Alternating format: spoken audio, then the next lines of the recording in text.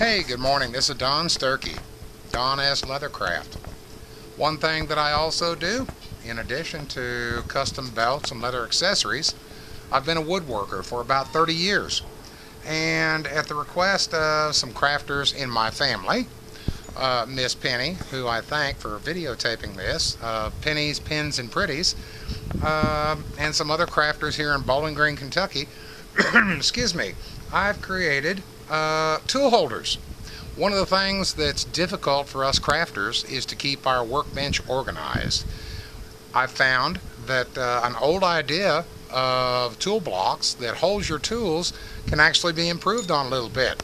If you would pan over here, honey, I'll be happy to show these folks what's going on. What I have here is a line of solid laminated cherries tool holders.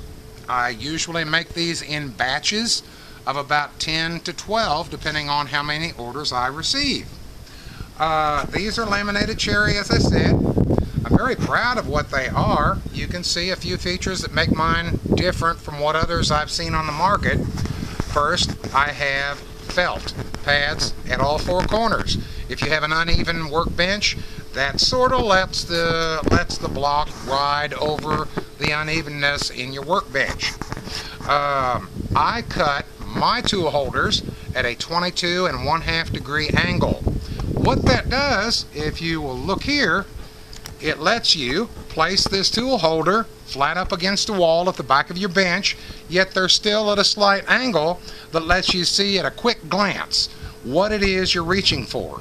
If they're straight, you have to kind of cock your head and see what it is that you're reaching for. This eliminates that problem. Right now I have two different lengths. These are what I have left. They've been selling well at the crafting shows, and these have, for instance, 18 holes, which is 9 pair of pliers or whatever that you would like in there. These have 3. I'll tell you, these right here, the 9s are $42.50. The 3s are $20. I only charge actual postage to get it to you. There's no handling fee or anything of that nature. And I will tell you that I go ahead, when I used to do turn sculptures and artwork, I would brand my work with Don S. That's what my label was in the art galleries. I'm proud enough of these items that I go ahead and I brand Don S in the bottom of each piece I make. Another nice thing is these pieces are dimensionally similar so that you can mix and match them. You can have 9 and 3 plus another 3. It depends on the amount of tools you have. They're very, very useful for sewists, for crafters. You can see right here is an unfinished poplar, solid poplar block.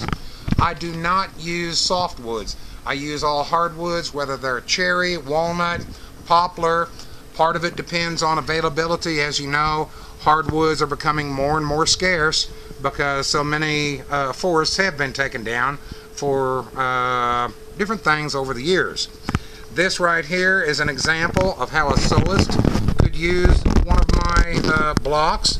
You can see the tubes would be held right side up so that your chemical that you're using always drains toward the tip.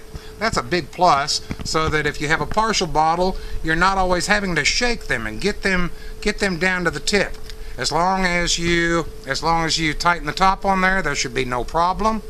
I will say, if you would like to make something like this yourself, it takes time and some specific tools. The holes in my blocks, I don't know if you can see or not, they're flat-bottomed holes. They're not taper-bottom. I use what is called a Forstner, F-O-R-S-T-N-E-R, a Forstner bit, which gives you a flat-bottomed hole with just a little nib in the middle. You can buy the bits. They're about $15 at some of the big stores, you know, the big hardware stores, some of the major chains. You can buy a whole set for $30 or so at some of the discount houses.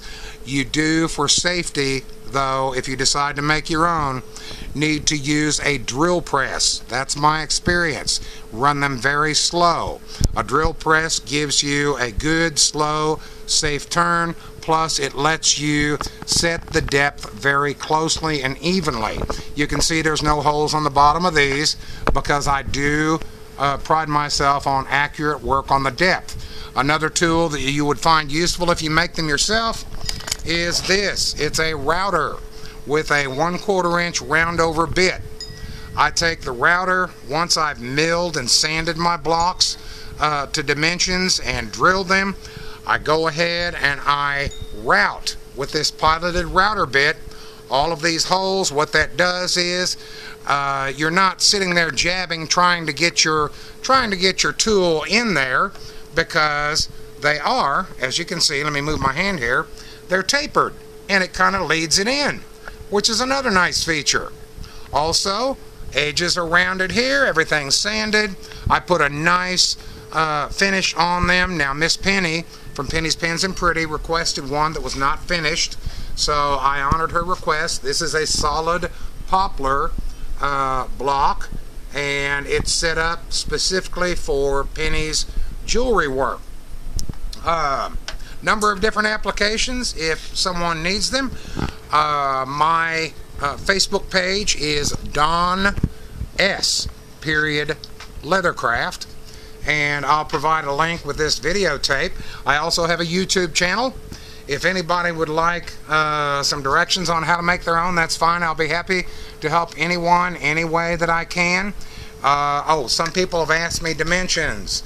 Right here, the 9 is 12 1/4 inches long by 3 1/2 inches wide. The 3-item block is about 4 3/4 of an inch long by, again, the 3 1/2 inch width. I appreciate you looking.